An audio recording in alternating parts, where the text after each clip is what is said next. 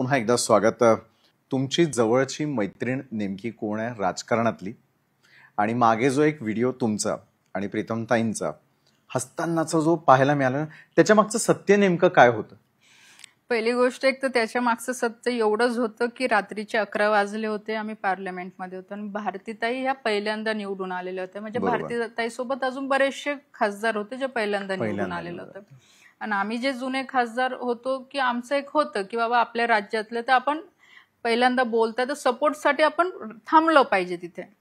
आणि त्यावेळेस नेमकं काय झालं, त्या बोलत असताना म्हणजे आमचंही लक्ष नाही, 11 वाजले होते आणि आमचे इथले आधीचे खासदार उमेशदादा पाटील येऊन बसले. मी आणि प्रीतम बसलेली. प्रीतमला सर्दी झालेली होती आणि मला भूक लागली होती. तर मी तिला विचारलं काही चॉकलेट वगैरे आहे का, तर ती म्हणे स्ट्रेप्सिल आहे.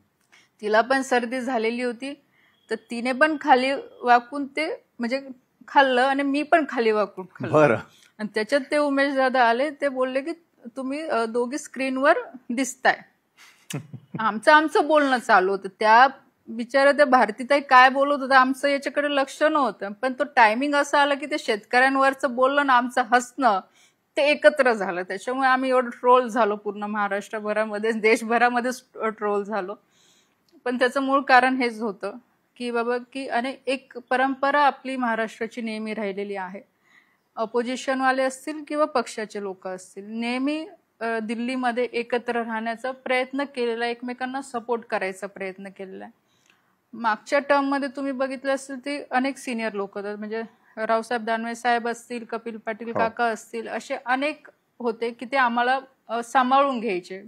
आम्ही तर मुलीसारखेच त्यांचं आम्हाला नेहमी ते सांभाळायचे की हे पाहिजे ते पाहिजे, कुठे बाहेर जायचं, जेवायला जायचं, काही अडचण आली तर नेहमी आम्हाला सपोर्ट करायचे.